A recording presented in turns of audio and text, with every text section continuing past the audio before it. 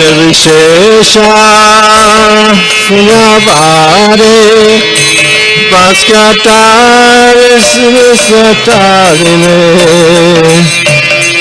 Jaya Sri Krishna Chaitanya Prabhu Nityananda Sri Advaita Gadadhara Srivasadi Gaura Bhakta Vrinda Jaya Sri Krishna Radhe Nityananda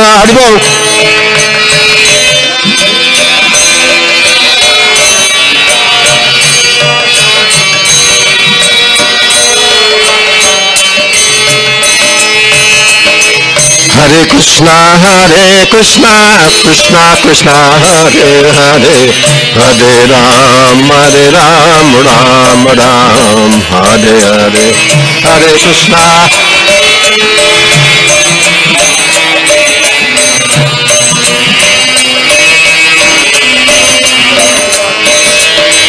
Hare Krishna, Krishna Krishna, Hare Hare, Hare Ram, Ram Ram, Hare Hare.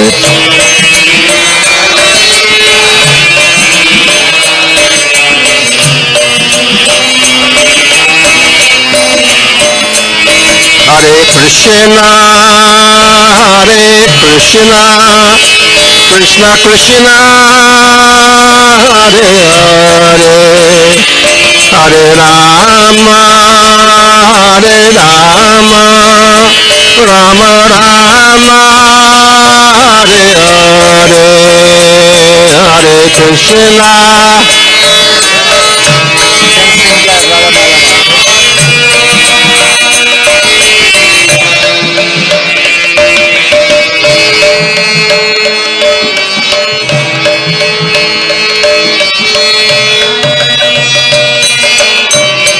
Prabhupada ki jai.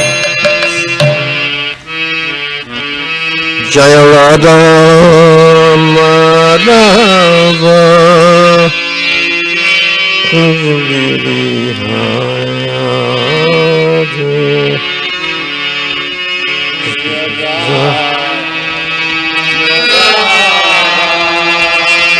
Jaya Kunja Biryari Jaya Romapada Jaya Bihari Jaya Jaya Radha Madhava Jaya Kunja Bihari Jaya Gopichana Vallabha Jaya Girivara Jaya Girivara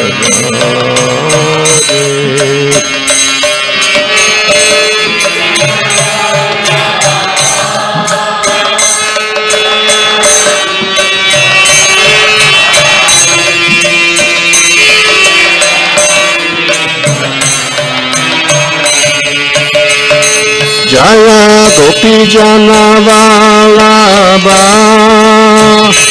Jaya Girivara Jaya Girivara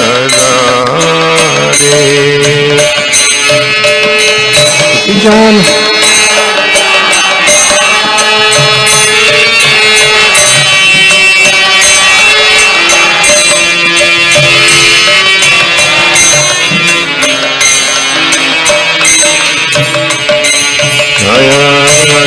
Surana Jana Jaya Braja Jana Jana Jaya Surana Jana Jaya Braja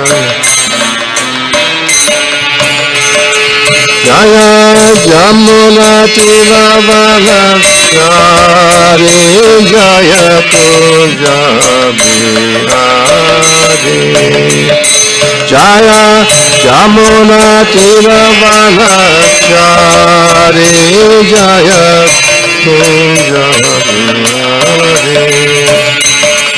Hari Hare Krishna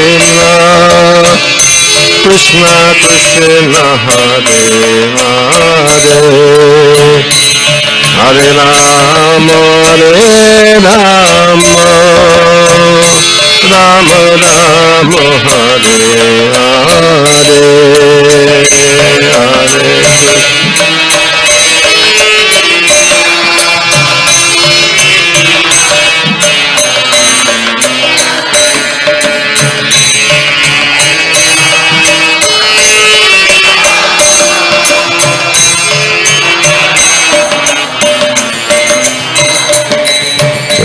Srila Prabhupada ki jai.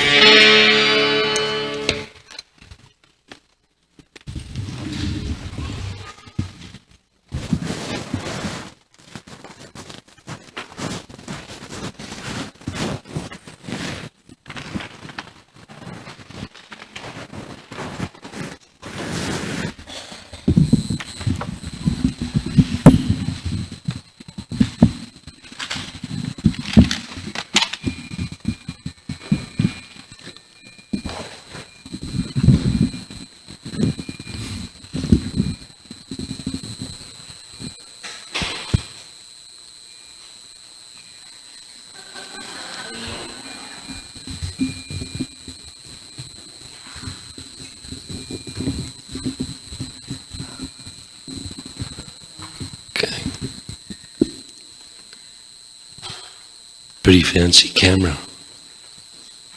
Is that your camera? Yours? What about that? Yeah.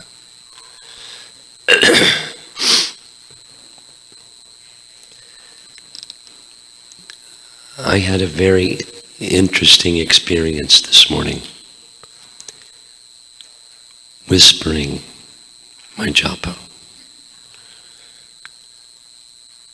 And I was thinking again, Krishna has a wonderful sense of humor.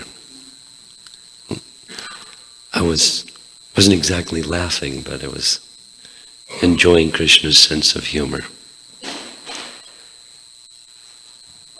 A weekend when I'm supposed to speak a lot, I can't speak.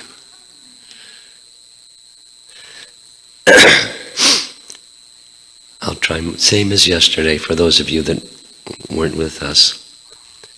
I'll try my best to speak directly into the microphone. Subal will try his best to monitor the volume so you can all hear. And you try your best to listen more carefully than you would otherwise.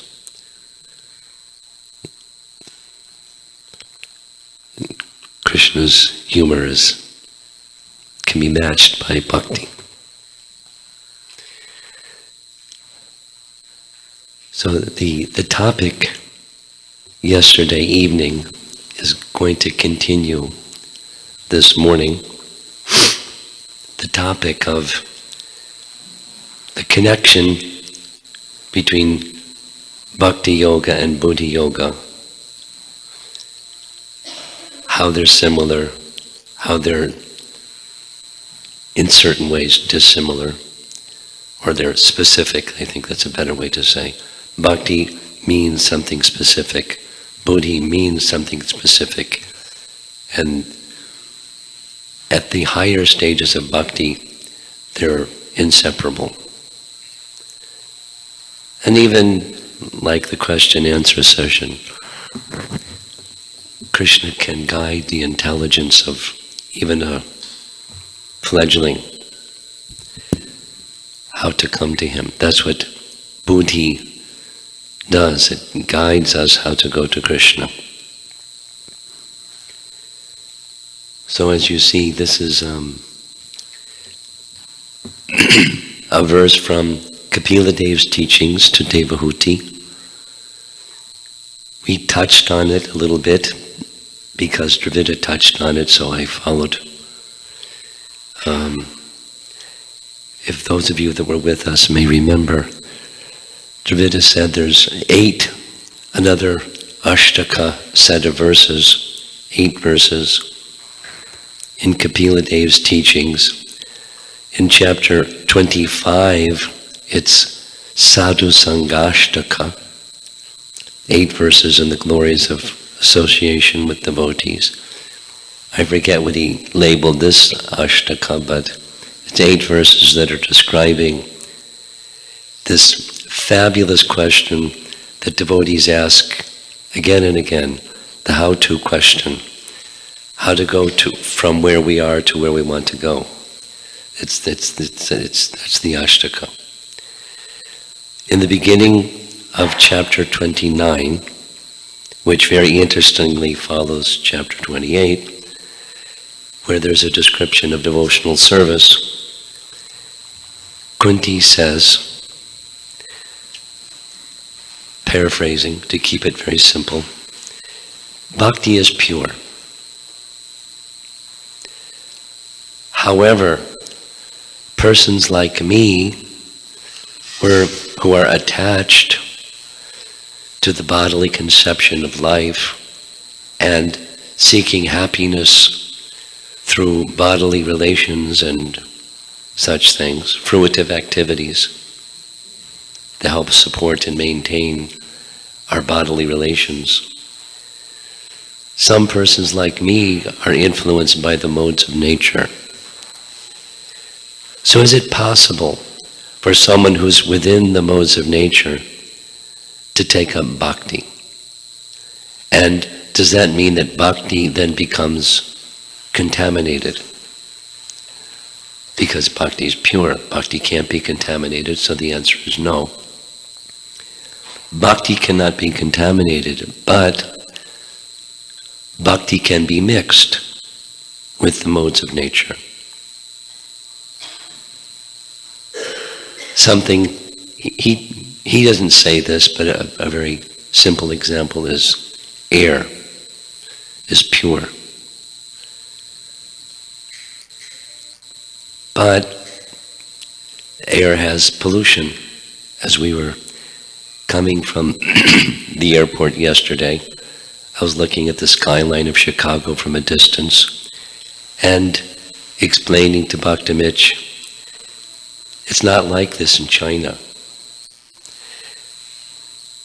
Beijing is horrible. When it's during the day, it's like dusk because there's so much smog. It's just like amazing. I was shocked. Riding in a car, 2 o'clock in the afternoon, and it looked like it was dusk. And I said, what's going on? Does it sunset this early in Beijing? They said, no, it's smog.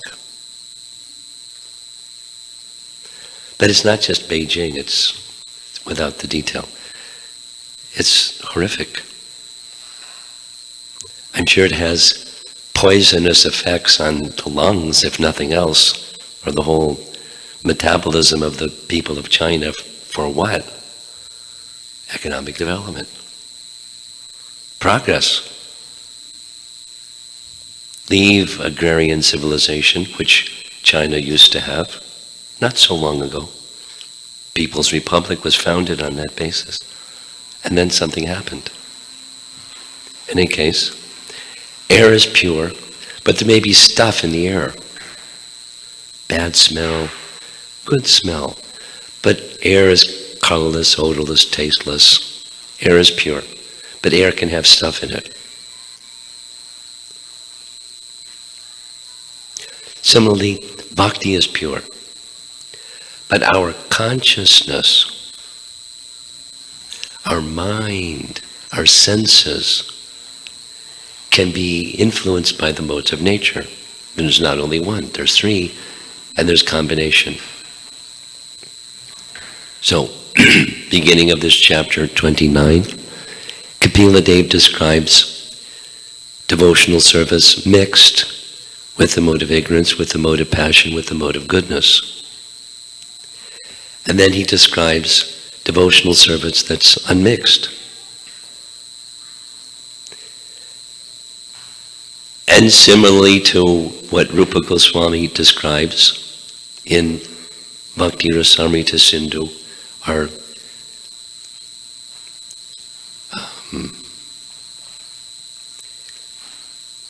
the principal verse of Bhakti Rasamrita Sindhu that governs all the other verses of Bhakti Rasamrita Sindhu. It governs all the verses that describe bhakti.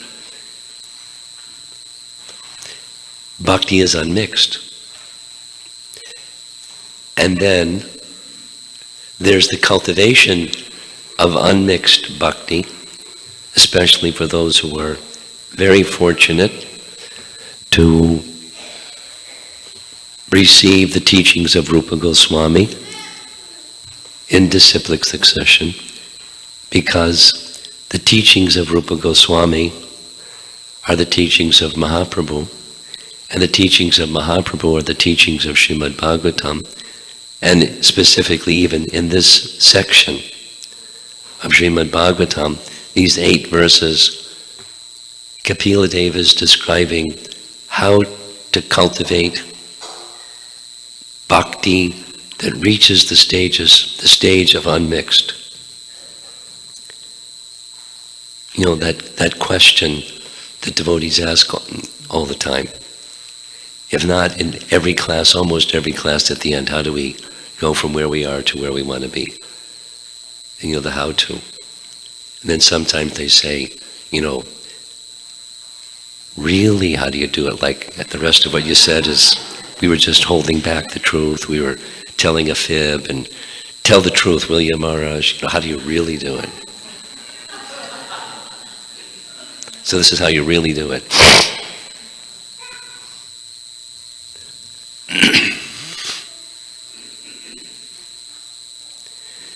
This section starts with text 14, and it goes through 20. And I think what I'm going to do, rather than go right into text 18, I'll go back to text 14. In fact, I'll go back to text 11 and 12. Remember what our purpose is. The purpose is asking that lovely rerun question, again and again question, how do we get to where we want to go from where we are? I like the question last night. It was a classic. I'm here, I want to go there. How do I get there? Remember. So, text 11 and 12, I'm just going to read, hopefully, yeah. This is Vishwanath Chakravarti Thakur's commentary. You can read Prabhupada's purports. This section is worth reading again and again and again and again and again and again and again and again. And osmosis, let it go inside, and then it's inside. Then you can live your Krishna consciousness accordingly. Grinanti. Bring it within the heart. So, and that's this word, adhyatmika, from the soul proper, atma, adhyatmika. We'll go to this verse in a moment. So text 11 and 12, pure devotional service is characterized by Kapila Deva in the following way. Because the mind, by hearing my qualities, flows continuously to me, the Supreme Lord, residing in the hearts of all people. Just as the Ganga flows to the ocean, it is said that the quality of bhakti beyond the gunas is absence of results other than bhakti, and the lack of obstructions from other processes. Does it sound like Rupa Goswami? Anyavilashata shunyam jnana karma dyanavratam.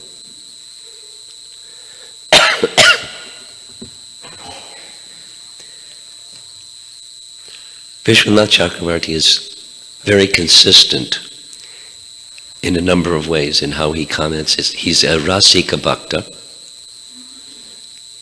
just as Chaitanya Mahaprabhu is. So the gift of Mahaprabhu is love for Krishna in the mood of the residents of Braja. He's giving Braja Prem. Srimad Bhagavatam is giving Braja Prem. Vishwanath is dialed to that channel, the Braja Prem channel. So he explains things from that perspective.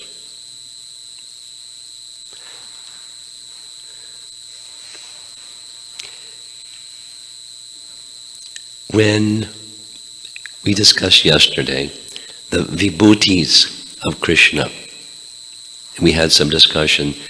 Sanskrit terms can have different meanings according to the circumstance and the context. So the vibhutis that we know about in chapter 10 are largely that long list at the end of which Krishna says, what is the use of all of this, Arjuna?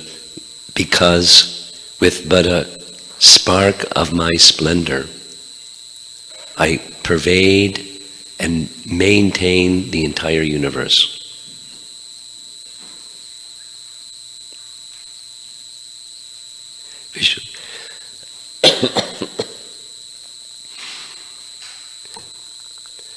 So it's a potency of Krishna mentioned from yesterday evening, that Krishna invests potencies in the demigods and in the rishis, because the demigods have to maintain the universe.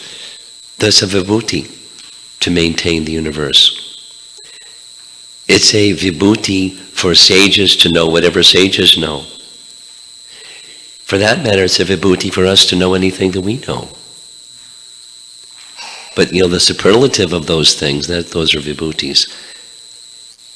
Baladev says, Krishna's vibhutis are his qualities. Now, the soul has qualities, super soul has qualities, and Bhagavan has qualities. And depending upon where your consciousness is situated, you'll ignore the soul, you'll ignore super soul, or you'll ignore the personality of Godhead. But bhakti means to focus on the personality of Godhead. Before you focus on the personality of Godhead, Canto 2, Chapter 1, 2, and 3, you have to have a personal conception of God, Chapter 1, and then leave that behind specifically and focus on the Lord of the heart, and then leave that behind and focus on the personality from whom the Lord of the heart is an expansion. And in this stage of pure bhakti, one can appreciate the qualities of Krishna. Now, what's your favorite quality of Krishna? Krishna is very kind to his devotees. According to our acharyas, that's one of the most outstanding. Bhakta Vatsala. Krishna is very kind to his devotees, as we discussed yesterday. When one becomes fixed in bhakti because one understands the vibhutis of Krishna, the elements, my goodness, some people, their entire occupation is finding out which metals have which properties, or which something that's out there in a mountain can give sense gratification in a better form to people of this world. That's their occupation. But where does that property come from in the metal to be a conductor of electricity or whatever it is that they want to do? Cobalt, so you have a cell phone. And then, so those are vibhutis of matter, of the controllers of matter, of those that understand the process of matter, the rishis, and the person from whom all of those vibhutis come, who is giving direction to the wanderings of all living entities. And that's all living entities, and then what to speak of amongst all living entities, the devotees. Because this is about devotees.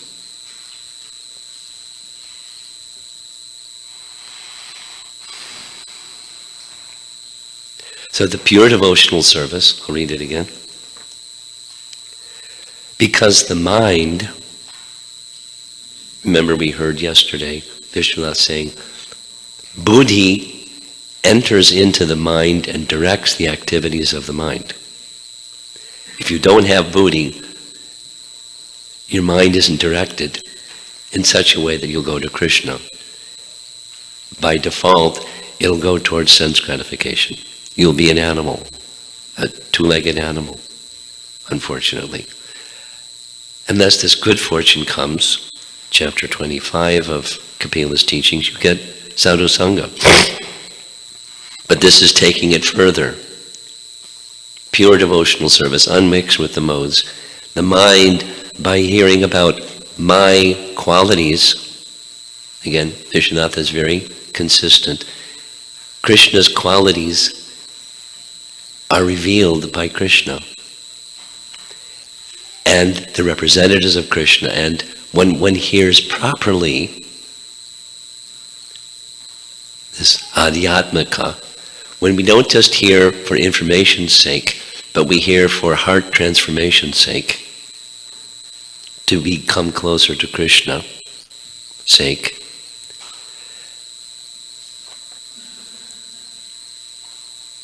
the mind flows continuously towards Krishna. The Lord residing in the hearts of all people. Metaphor is as the Ganges flows to the ocean. So Prabhupada's translation is, as the Ganges flows to the ocean. When one simply hears topics about Krishna, you don't have to say to the mind, my dear mind, can you please stop being inattentive? Stop dwelling on other things, especially those trash things, the attachment things. My dear mind, manashiksha. Instructions, Raghunath Das Goswami, manashiksha. On the stage of beyond the modes, you don't have to instruct the mind. The regulations have been passed over. The mind just goes. Like the river Ganges flows downstream in the rainy season. You don't have to tell the river, you can flow downstream now, it's okay. Please do that. No instruction is needed. This is bhakti in the unmixed stage. So now the verses coming up is how you get there. But this is defining the goal. That stage of unmixed bhakti. It is said that the quality of bhakti beyond the gunas is absence of results other than bhakti. Like Prabhupada say, what's the goal of chanting? More chanting. Huh? Because we're used to doing something to get something. That's the mode of passion. And the mode of ignorance is you do something because you want to destroy something. That's rikasura. Or there's a portion of the Vedas that specifically mantras that you can invoke to destroy your enemy, etc. Black magic and curses, and it's real. It's not. Besides bhakti, there's all kinds of other stuff, and it's, my goodness, how popular is it these days in literature for our children? Not our children, but children that's out there in the universe. Whew. Mode of ignorance, mode of passion, mode of goodness, that's what we're to cultivate, where we do things not to get something, but we do things because it's to be done. Or, it will purify me. I want that condition of consciousness where there isn't a motivation to get something other than devotion to Krishna, being engaged in his service. That state of consciousness. A wonderful prayer by Prahlad Maharaj in Canto 5, Chapter 18, and he speaks specifically, your sharp nails and pinching teeth, I'm not afraid of them. I'm praying to you to please use them to take from my heart all impure things and leave it clean. And he's already there, but he's praying like that. That's part of how he got there, because he's always praying like that. So mode of goodness is praying for purity, or striving for purity. And transcendence is just hear the sound of Krishna, your mind goes.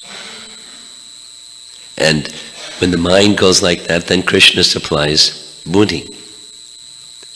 How to get to him, how to, as we discussed yesterday, I'm connecting yesterday evening with this morning. How to live every moment of your life. I noticed a book as I was traveling, because I heard it from a school teacher. They're teaching mindfulness in school now.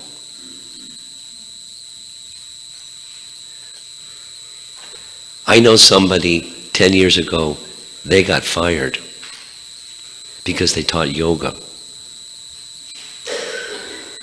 Can't have religion in school, you're fired. Now it's not just religion, but it's yoga and mindfulness. There's a book passing through. It's just I was coming into Chicago on the book stand, one of those, you have 50,000 of them standing out like you're supposed to get it. It's marketing. Mindfulness. And then next to it is a magazine, Mindfulness Magazine. Mindfulness of what? Certainly not God, because in secular society, that's not cool. So just mindfulness. What's the goal? The goal is like a star in the sky, you just twinkle. Twinkle mindfulness.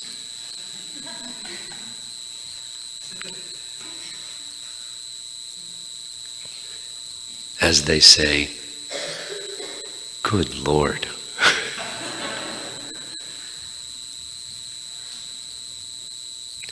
Let your mind just flow to mindfulness.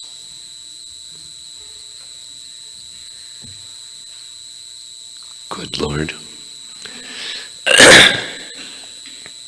Very sad, the atheistic society in which we live.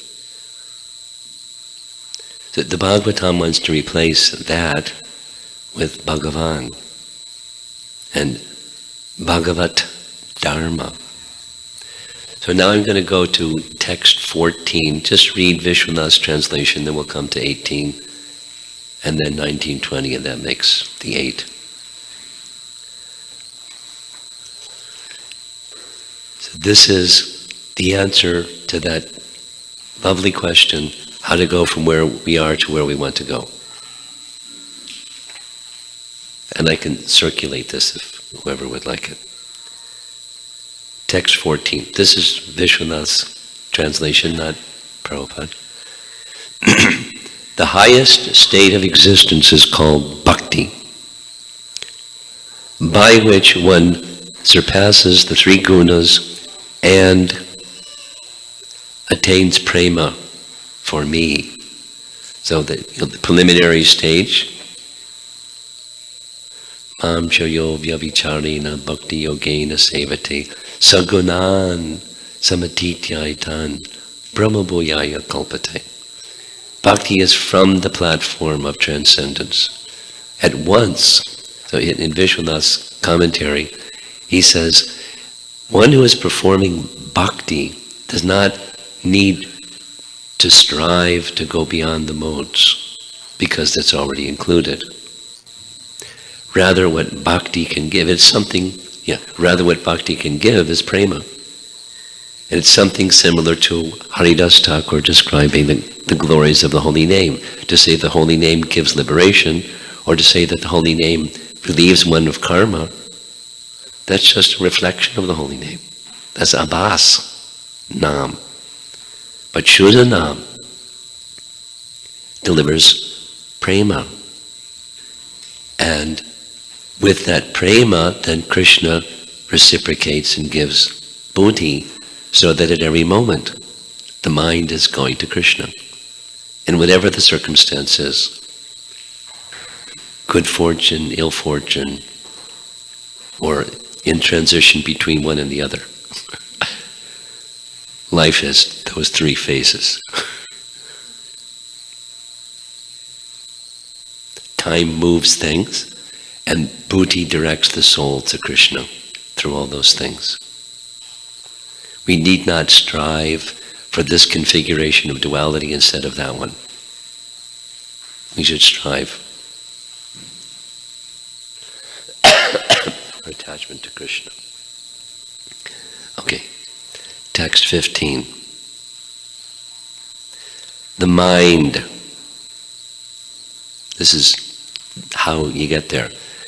The mind should be purified by following varnashram duties approved by previous devotees without desire for results, and which are favorable for bhakti, so daivi varnashram, without striving in the mode of passion for something, just do as yours to do. We do because we're to do. I clean my room because, not just because mommy said I should clean my room, but should be clean. Or whatever it is, I brush my teeth because you brush your teeth. Or I take a bath because Chaitanya Mahaprabhu was on the platform where he did those things externally, dutifully, but where was his mind? Mind was absorbed in Krishna.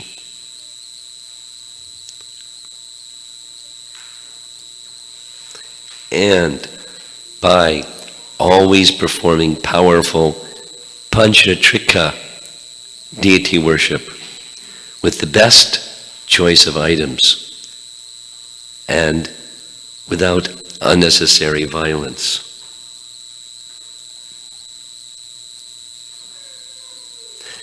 Without unnecessary violence means, he explains, in order to get the paraphernalia for deity worship, you follow the principles of ahimsa. Well, because it's for the deity, you can do something that otherwise you shouldn't do. Well, without unnecessary violence, you don't do that. With grass and whatever it is that you use to offer the deity,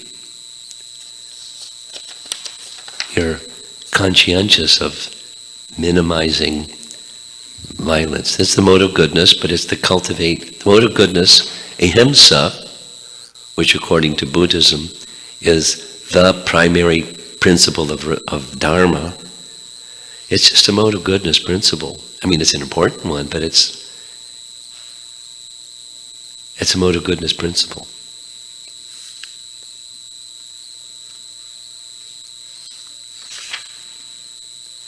Text 16. The mind should become purified by offering obeisance to, praying to, worshipping, touching, and seeing my deity form, by thinking of my presence in all beings, and by giving up bad association with determination. This is exactly what Mahaprabhu said, the primary characteristic of a devotee. When asked, Atsat Sangha Tyag, E Vaishnavachar. Mahaprabhu's teaching is the Bhagavatam's teachings and vice versa. With determination. Now there's some compromise. Life has its yeah but situations. There may be somebody in the workplace, or there may be somebody in the relative or family member, or you all know what I'm talking about. That's, they're not warmed to the Hare Krishna movement. They have this thing, that thing, the other thing. One should not be governed by that association with determination, should be given up. Now that association given up means the intimacy of the relationship, not you toss the person in the garbage.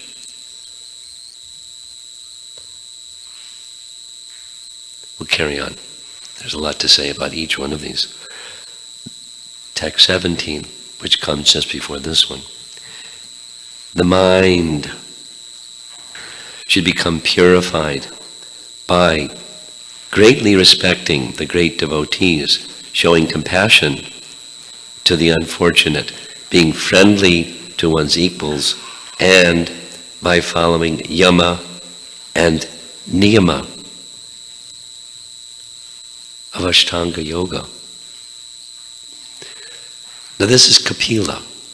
So Kapila is teaching the process for Satya Yoga. And the process for Satya Yoga is Ashtanga Yoga, or meditation. So you accept the regulations, the do's and the don'ts, for the purpose of purifying the mind. And then this other is found throughout the Bhagavatam.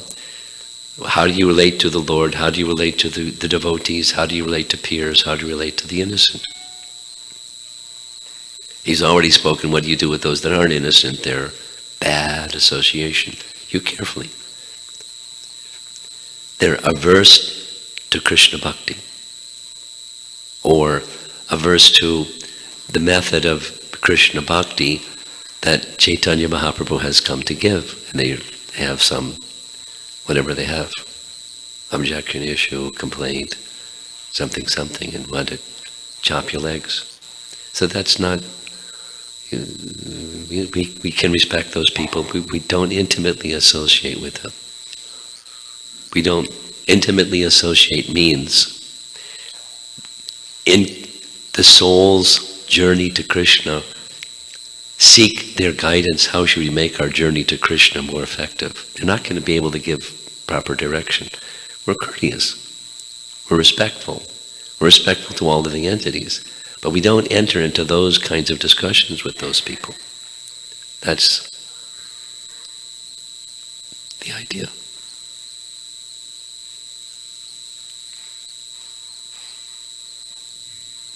And then this one. So,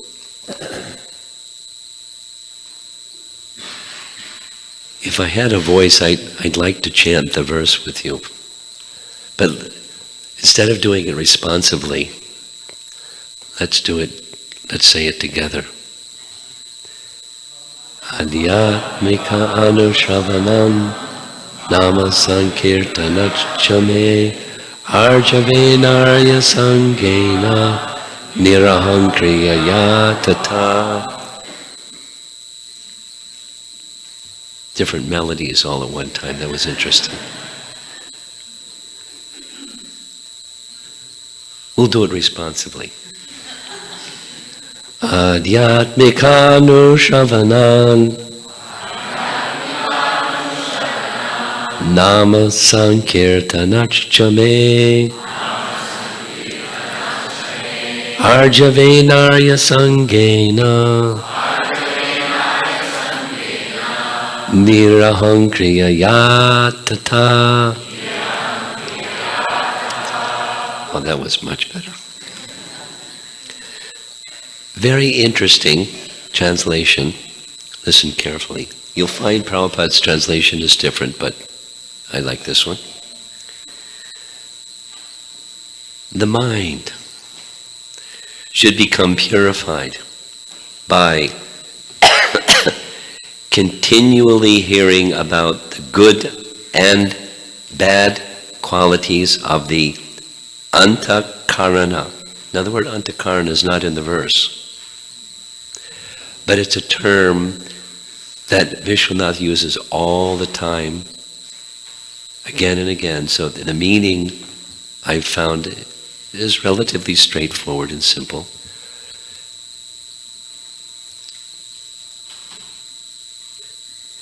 So I'll say the meaning and then we'll read the translation again. This antakarana means, basically it's something in the direction of the internal sense or the subtle body, refined subtle body, and concentrated intelligence. Now, intelligence may not be so concentrated, but his reference to antakarana is specifically, in this context particularly, it's those who are striving to go to the next step, the next step, the next step. And so they're trying. They may not have full buddhi given by Krishna yet, but they're trying, they're striving to concentrate their intelligence on the goal of life, the purpose, their life's mission, the higher values and purposes that God has given to us in this human form of life. That's the antakarana, that subtle feature within. Not the soul, it's not the body, it's the subtle body directed towards elevation. At least in this case. So here's the translation again. The mind should become purified by continually hearing about the good and bad qualities of the antakarana, by chanting my names, by sincere association with great devotees, without pride. So his commentary to this focuses on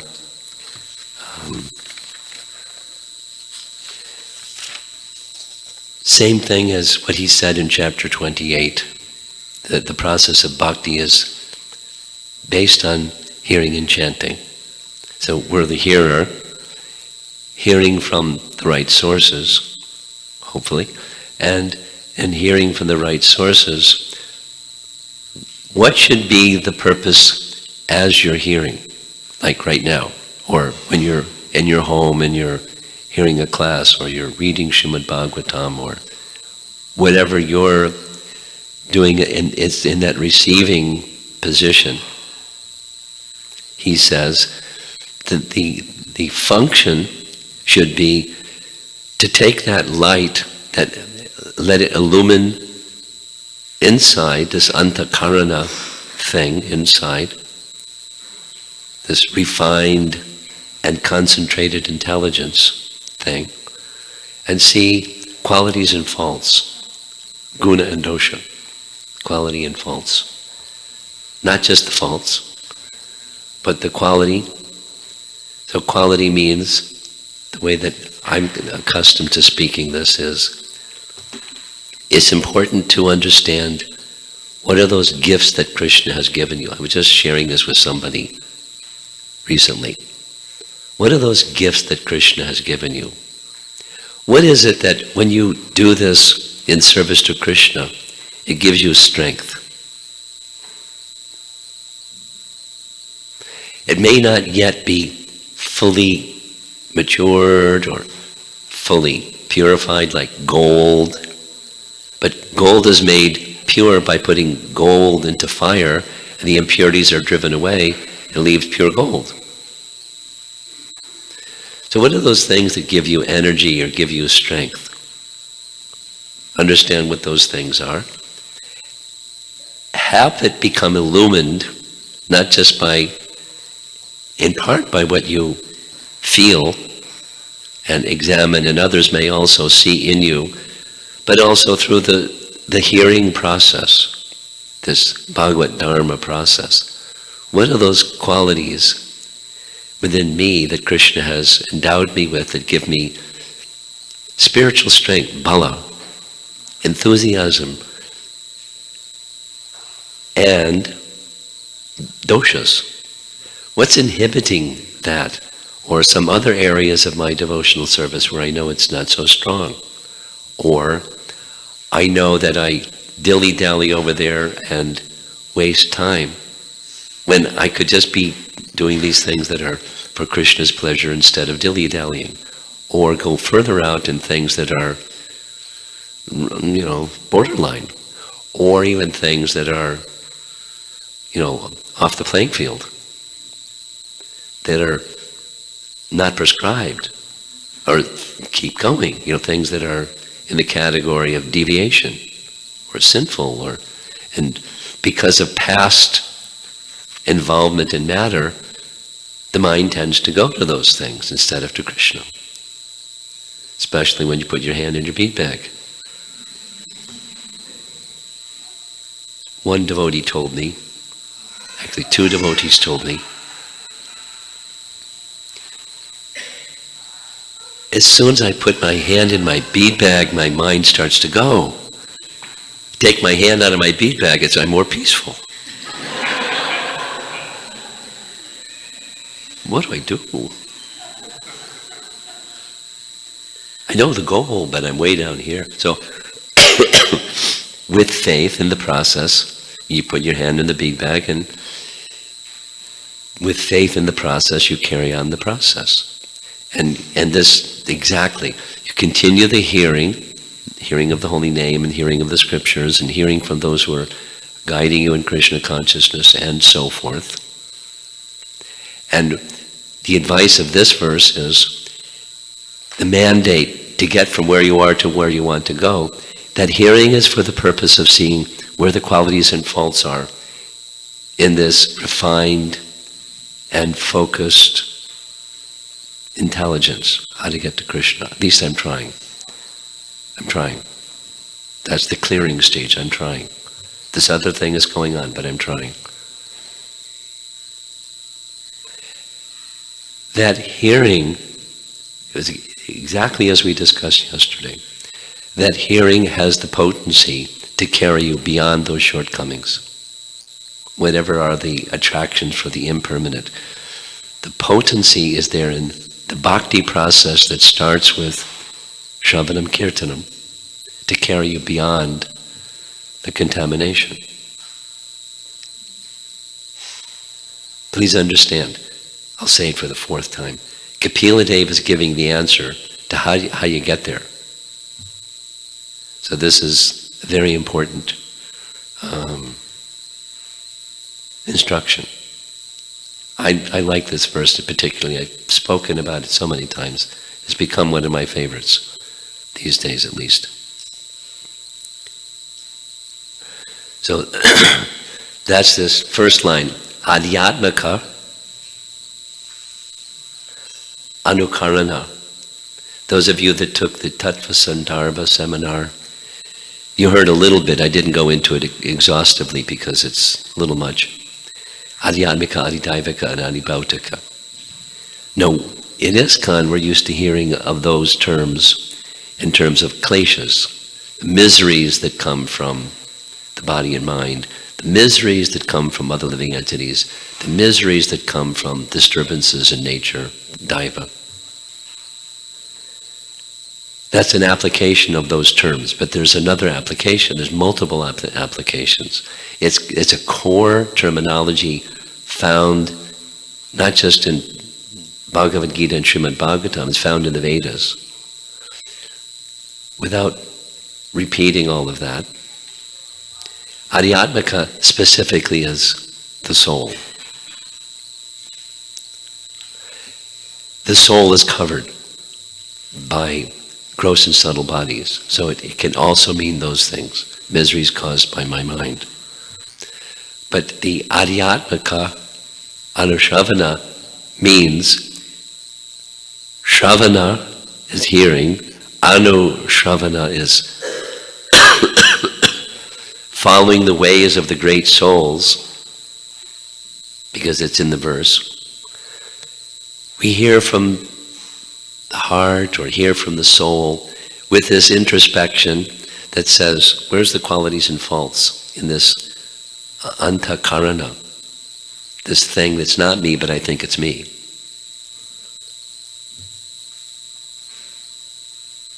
Crowned by my dear friend false ego, who was so dear to me.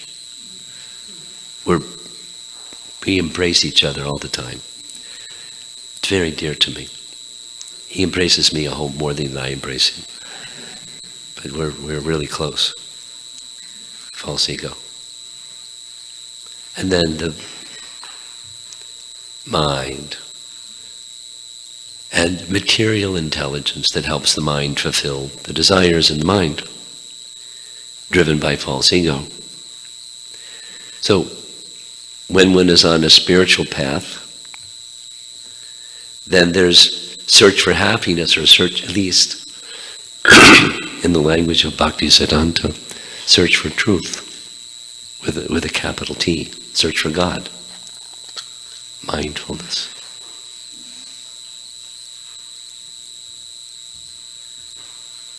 Impersonal mindfulness.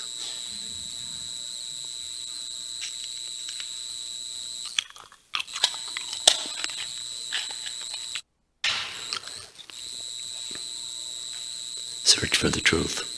That's the antakarana, is searching for the truth with a capital T. So let the hearing, the advice to get to where you want to go, hear with that purpose.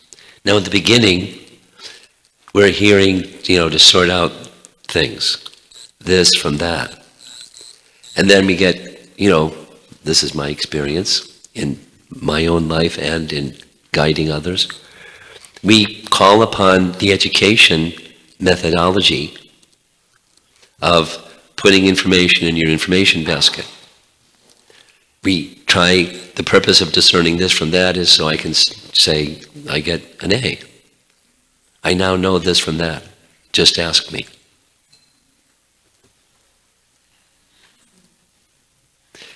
And we become proud of the discernment between, we have more information than the next guy.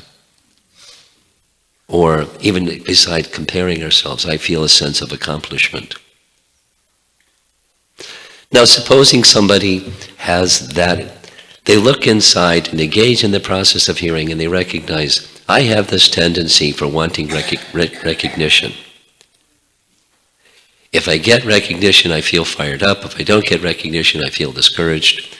And I know that when I get recognition and get fired up, it's all about me, and Krishna at the center gets somehow displaced. I know that that's there, but I don't pay attention to that because I like recognition. And I'm stuck in wanting recognition. We could go through a list of so many. This is the practical application part. So how are we going to go beyond that? To the stage where it's just for Krishna, not for the recognition. Well, that's in the verse.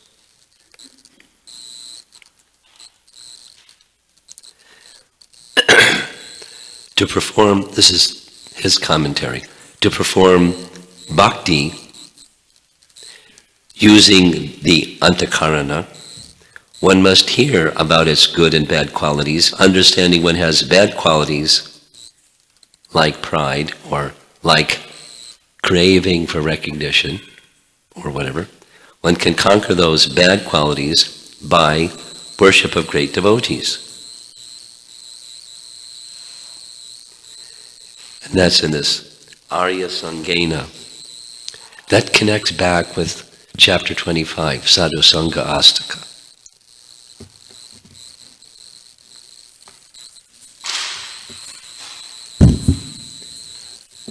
The phrase Sadhu Sangha means the same as Arya Sangena. Sangha, the root is there, association, with sadhu or Arya. Arya means one who knows the progressive value of life. We know that from Bhagavad Gita.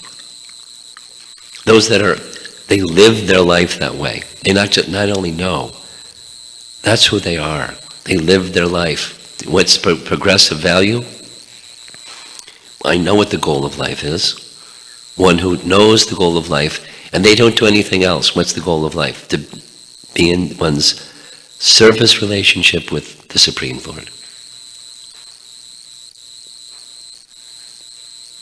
And they live their life that way. That's Arya Sangena. So be in the presence of those persons, specifically, he says, Vishnu says, worship them. Now how do you worship somebody who's so eminently qualified like that? Well, it starts with hearing. And when you're hearing, you don't just gather information, you apply that which you hear.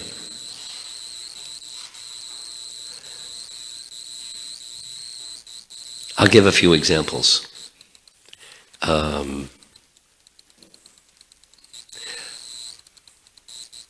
3. In the early stages of my Krishna consciousness, like many of you, I experienced an existential dilemma. And the existential dilemma was, because of my upbringing, I was taught, you accept Christ. Now here I am, on Boston Common, having Harinam Sankirtan with all the devotees, having a great time, and over there is a big church, and over there is a big church, and over there is a big church. Like, what am I doing? Have I betrayed Christ? Have I given up that value which was given to me and jumped ship and betrayed Christ? So it was like, it was a quiet existential war inside. And it got very quickly resolved because it was just a residual something. To do what I was doing, I was a better follower of Christ than before I became a Hare Krishna devotee. Because what did Christ say? Hallowed be thy name. And so many other things that I couldn't sort out, nor could I find people that could help me sort it out. But by association with Prabhupada's writings and his devotees, it was very easy. Like, love your neighbor as yourself. I struggle with that, big time. Get serious about what instructions mean and try to live by them. And you'll have a dilemma. How do you do it? How do you love your neighbor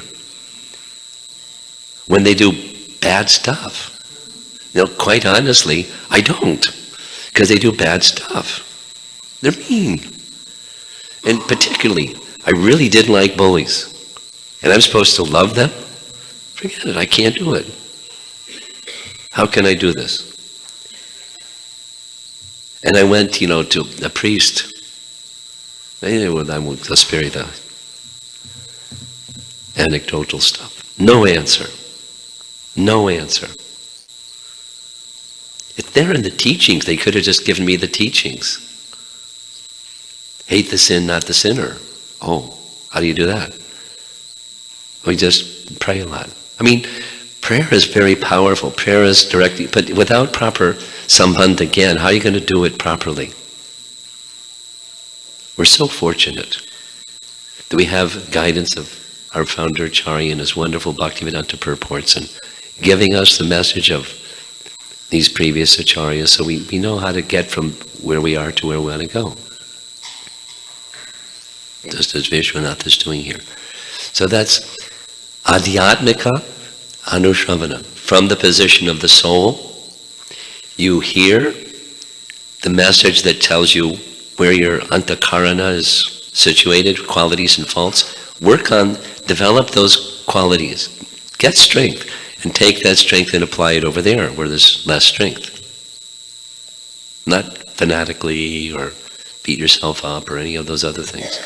Just follow the process. Go on with the hearing with complete faith in the process. From whatever your beginning point is, or intermediate point or high point, just the process is effective. And then the end. These other 4 points, Nama, they support this one, according to Vishwanath.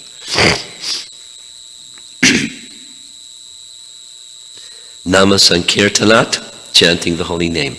Arjavena, straightforward behavior. Those of you that participated in the Anarjana Vritti process, or that discussion, after getting overwhelmed at understanding how much anartha there is inside, what do? Well, this arjavena, or being straight, be honest with yourself and be honest with others. Don't be crooked.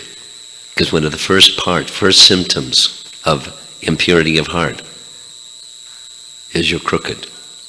Now somebody was sharing with me, I have this tendency to tell white lies. Now that's big, because most people won't even admit that they have a tendency to tell white lies. But their commitment is to go beyond telling white lies and just be arjavena. And if you do that, it's going to support your hearing and chanting process. It'll help give you strength to then address the doshas on the strength of the qualities. That which gives you strength in bhakti. So you can use that strength to overcome the shortcomings. But we will not progress if we're not honest. Sorry, Charlie. There's a big wall. Not just a fence, it's a big wall. You won't progress. And then the last one, nirahankriyaya, the last line. This is, again, the two things that help to go beyond the impurities of heart is this straightforwardness and humility. Dainya is the phrase that Bhaktivinoda Thakur uses. I forget the term that Jiva Goswami uses, but it means the same thing. Humility. Nirahankriyaya means without false ego. Just take a humble position, especially between you and Krishna. And if you can do that between you and Krishna, or you and your spiritual master and Krishna, then it becomes much easier to do it with others because they're part and parcel of Krishna. The verses that follow say, deity worship that's done nicely, but without respecting that I, as the supersoul, am situated in the heart of other living beings, and other living beings are not respected while you're doing respectful deity worship. That's not accepted by me. So this humility is, without it, with it, one can progress. Without it, one cannot progress. So these 4 items, they support the hearing process. Adhyatmika anusravana. So summary.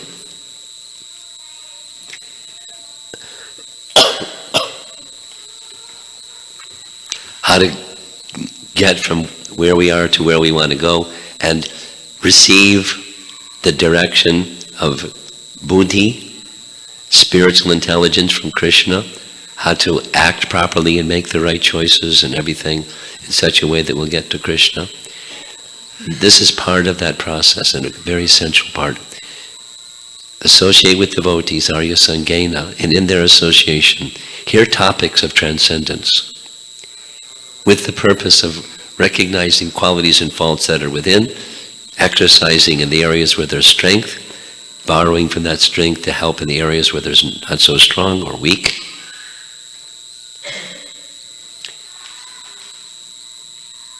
Don't act in false ego, act in humility, act straightforwardly, don't act crookedly, and chant the holy name. And whatever your mind does when you chant the holy name, chant the holy name. With faith in the holy name chanting process. And that will help you get to where you want to go. There's just 2 more verses in this series. I'll read them and we'll stop. Text 19.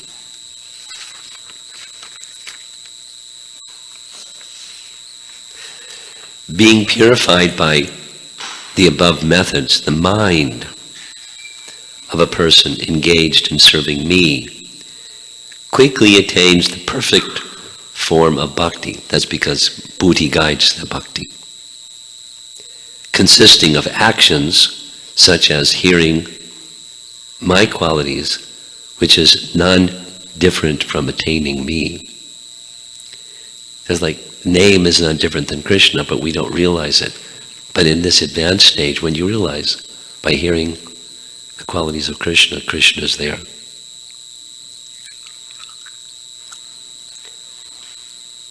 Text 20. Just as the fragrance is carried to the nose from its source by the wind, the mind is carried to the Supreme Lord by Bhakti Yoga. Very sweet. I wanted to tell a little story at the end. There's more, but I have one particular I want to share. It's a practical application story. We all have some nature, and it's very easy just to gauge ourselves according to our nature and think that's devotional service, without the mindfulness of Krishna. We're Krishna's devotees. We chant Hare Krishna, we just do stuff for Krishna, of course. So there's a nice story in Jagannath Puri of the father, I forget his name, the father of Prataparudra Maharaj. And the father of Prataparudra Maharaj heard from one king from the south of India, further south in Puri, that he has a princess, and he was exploring the possibility of the princess becoming married to the king's son. So they did whatever kings do, and he invited the king from the south of India to come and attend Rath Yatra. And when the king from South India attended Rath Yatra and he saw Maharaj Prataparudra with the golden broom sweeping before Lord Jagannath, his mind became too much disturbed. He stayed for the Rath Yatra, but he went back with his daughter saying, forget it, marriage called off. I'm not going to have my daughter marry a street sweeper.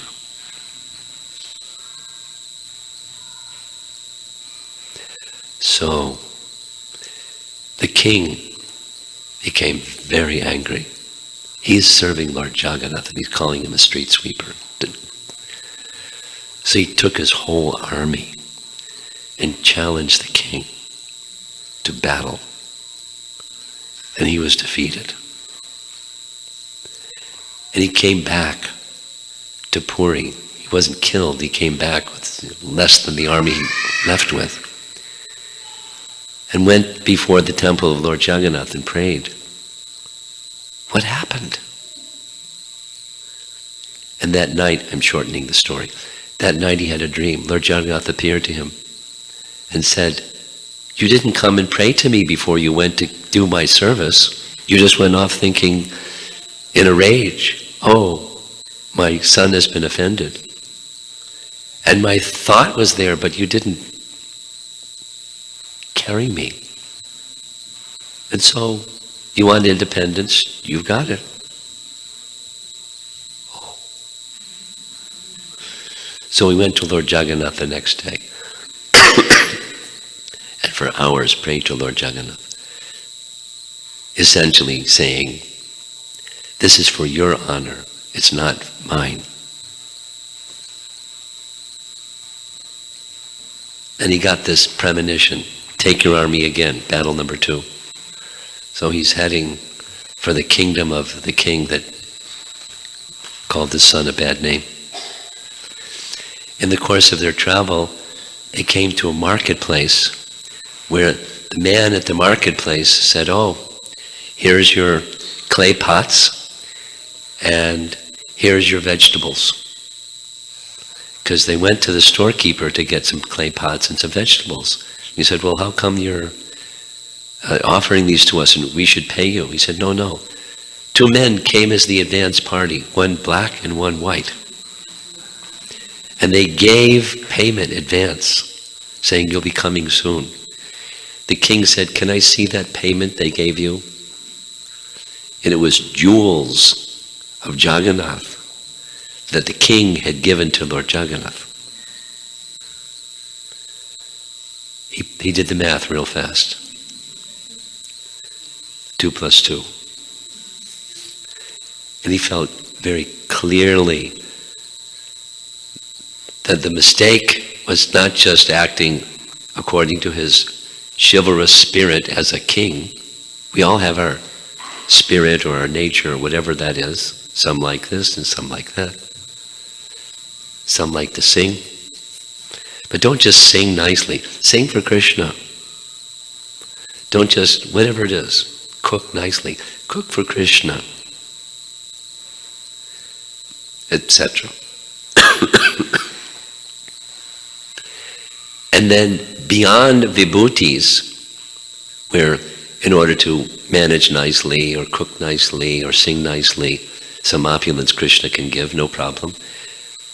But to give himself, then it's beyond the decoration of the ability to do something. It's the relationship with Krishna. As we discussed yesterday, Krishna appears in his Bhagavan feature, in the mind of his devotee who's devoted to serving him. That's what we want. That's the goal. He will appear. And he'll speak with you. He'll do all kinds of things. He'll engage in loving exchanges with you as you're doing your service, which is intended for that purpose. But then you'll feel the connectivity with Krishna. That's the goal. That's where we want to be. And these messages are meant to help us get there. So I wanted to share that. I'm inspired by this verse. And I'll circulate this document. It's Vishwanath's commentary with some embellishments, a little bit. Any discussion?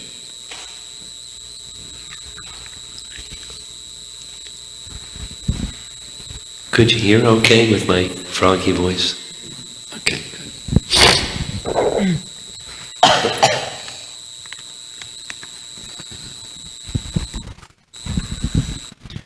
Hare Krishna.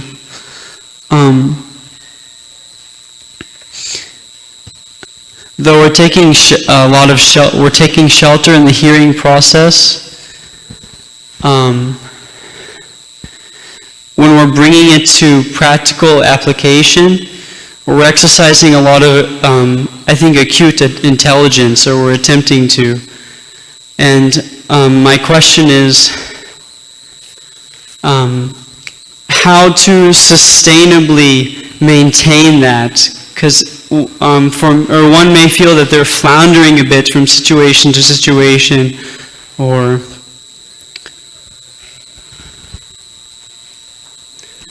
I get your question. Your question is something like, Prabhupada, how do you become sincere? Prabhupada, by being sincere. Everybody knows what sincere is. Be sincere. You continue to strive. And a similar answer is, the walking propensity for a child is innate. And by continuing to try to walk, the motor skill develops for most children, and they can begin to walk because it's innate within.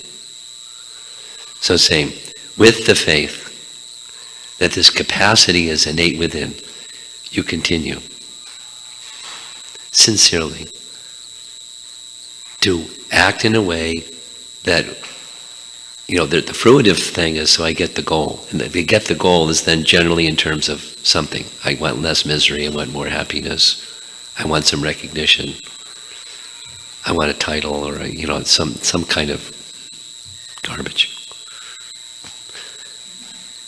But sincere means I don't want that. I know that that's a dosha, and I want. So you just continue. Striving with sincerity, with the goal that's been defined by Chaitanya Mahaprabhu, Braja Prem. Before I get to Braja Prem, I have to get to, Prem. And before I get to Prem, I have to get to doing my sadhana consciously, because I'm distracted. Anyway, whatever my position is, the sincerity to reach the goal and make the next step. That's the same point as yesterday. Otherwise, I'll just continue. If I don't, then it's not even bhakti abhas.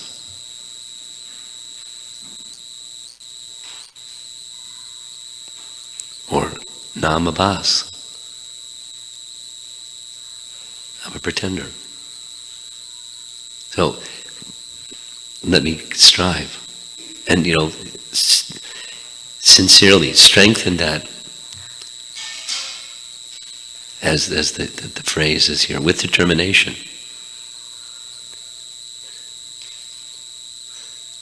Something else? Over here? You're going to take the microphone? Oh, you have a question? I'm sorry, you have a question? Go ahead, Paramakruna. I didn't see your hand, I'm sorry. It's a follow-up question. So, let's say when the person starts the bhakti process, initially using his senses, following the regulatory principles, and slowly, as he passes through the successive stages of bhakti, at one stage, the mind dissolves or the pure bhakti arises.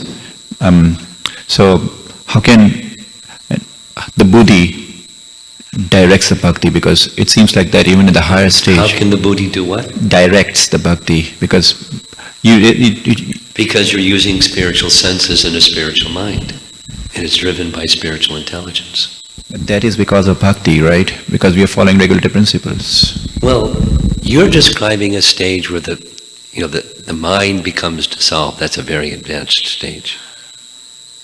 And prior to that, it's not dissolved. It's operating. Attraction, repulsion of sense objects. But I follow the vidhis of bhakti and I stay away from the bad ones and stay with the good ones. That's in the regulative stage. But what I understood from your question is, beyond that is, where bhakti is so strong, the material feature of mind dissolves. But what's behind the material feature is the spiritual mind, attracted only to Krishna. And what guides the activities of such mind is spiritual intelligence. Now, spiritual intelligence can be all kinds of different things for different devotees. I was thinking this morning, Jagadananda Pandit. My goodness, what an amazing personality. He had one thought, Chaitanya Mahaprabhu. And he was so different. He would say things, do things that would just be like insulting. But he had one thought, his love for Chaitanya Mahaprabhu. So his intelligence is not mine or yours. It's according to his spiritual identity. So that the intelligences may be different according to different individuals. But the purpose of such intelligence is pleasing Krishna in a particular mood of love. That's very advanced. Your question is about a stage of bhakti that we're not there yet. I'm sorry. Let's say, even if the person is following the regulatory principles of bhakti, whatever purification is coming in his mind is just because of bhakti. Whatever what is coming? Whatever purification is coming in his mind is just because of bhakti only. So in that case, bhakti is responsible. Well, you can say it's only by bhakti. You can say it another way. You can say it's by the mercy of Krishna. You can say a number of things. By the mercy of Guru and Krishna, you can say a number of things. I'm qualifying. I don't want to get boxed into a preamble that then I'm stuck. So I'm editing the preamble of your question. Please allow me to do that. Because I've been down these kind of discussions with you before. I know what happens.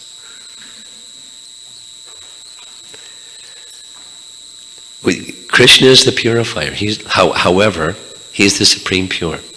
And we bring ourselves and whatever our faculties are to the supreme pure. We become purified.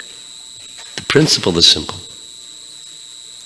That which is impure in contact with that which is supremely pure becomes purified. However, Prabhupada's example is a puddle of urine in contact with the sun. The sun doesn't become contaminated. The contaminated place becomes purified. The water becomes evaporated, and even the impure thing behind becomes purified by the power of the sun. So bhakti works the same way. Or the process of sadhana works the same way. Whatever one's condition of contamination is, whatever the variety and the degree and sinful and something, everyone's eligible for becoming freed from contamination by the power of bhakti, by the power of association with Krishna, connecting with Krishna. Put your hand up.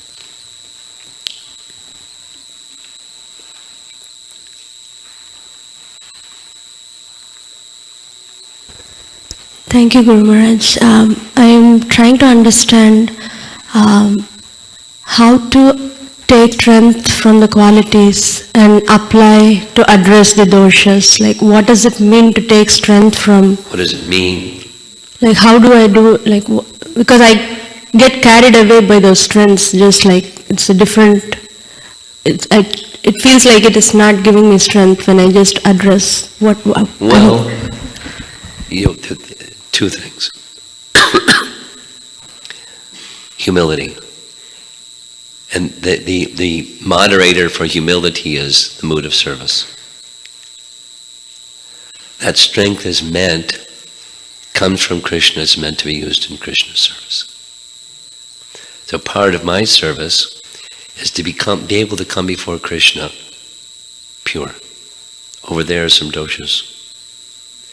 The strength is meant to please Krishna and to help me over there.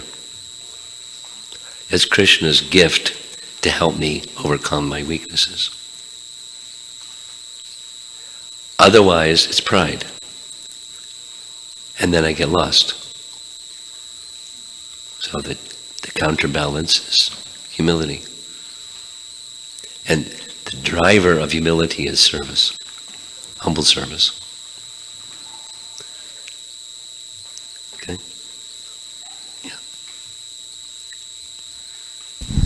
Hare Krishna Maharaj, my question is related to yesterday's class and today's too. Prabhu asked, who just now asked a question, if I got it right, he mentioned that one who is doing a devotional service, but maybe the mind is not there, and your response was that it's all external. And now I'm thinking that during Kapila Dev's teaching, we discussed that the cultivation of bhakti is also bhakti. So even though if the person initially starts in that stage, but that will be considered as a bhakti. Sure. Let's say the same thing in reverse. The subject matter of nectar of devotion is bhakti. There's three main sections. Sadhana bhakti, bhava bhakti, prema bhakti. So even in the very beginning of sadhana bhakti, that's bhakti. Mm-hmm. Especially, big letters, especially when one is following Rupa Goswami, because that bhakti leads one to prema bhakti. It leads one to progressive stages of sadhana into the bhava bhakti, prema bhakti condition. So even in the beginning, it's bhakti. But important for the performer of bhakti is they should be cultivating, if they're followers of Rupa Goswami, becoming freed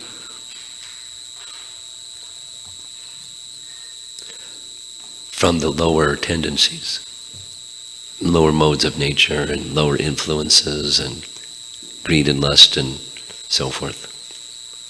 But the power to do that comes from the bhakti itself, not from my effort alone, but from the power of bhakti.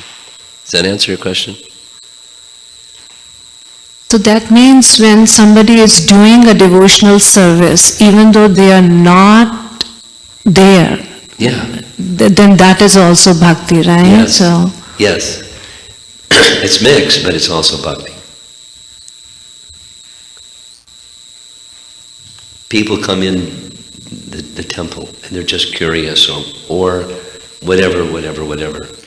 Their attention may have nothing to do with pleasing Krishna, may have everything to do with satisfying their curiosity, Right. or doing some little ritual, and they'll get some blessings and they go home with blessings.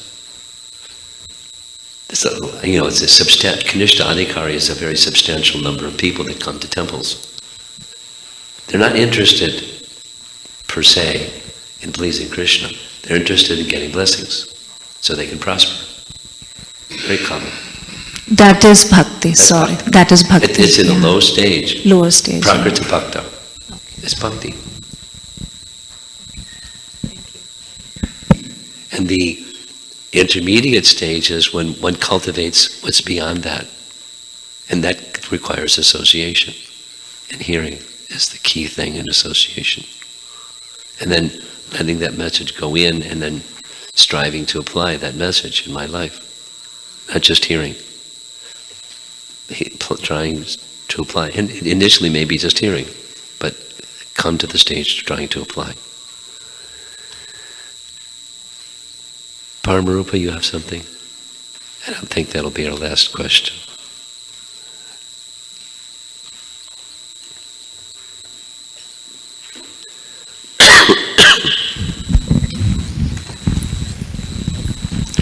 Krishna Guru Maharaj, I was not there in last evening's class, but maybe it is already covered. So Satata Tesham Satata Yuktanam, in that verse, the person is already continuously absorbed in the act of devotional service, And that means that Priti Purvakam. and Priti Purvakam, that means the intelligence is already there. Well, some intelligence is already there, otherwise they'd be doing something else. The intelligence to engage, you missed the class. We discussed this. His question, one of his two questions, Paramakruna, was the distinction between iti matva and buddhi yogam tam. And I gave the example that one who knows, for example, this is Krishna's temple, then in the temple you conduct yourself as you're to conduct yourself within Krishna's temple. Now outside the temple somebody might do something they might not do in the temple, but because we're in Krishna's temple, we're respectful and so forth. And then buddhi is how when you have some interaction with the people in the temple and some circumstances arises, what's the best way to please Krishna with this circumstance that arises? It's different than having the general territory that this is God's kingdom. He's the source of everything.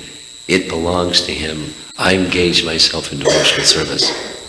There's some intelligence certainly operating. Iti matva.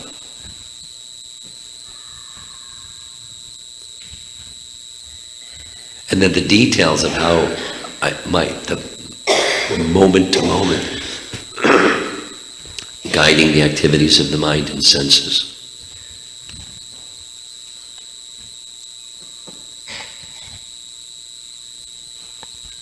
Another thought that is coming to my mind is because the word satatam is used, that means the bhakti is not unsteady but a steady bhakti. So is that painting a picture of journey from nishtha to prema? Is that Something like that. Something like that. Something like that. Thank you. Okay. Srila Prabhupada ki jai.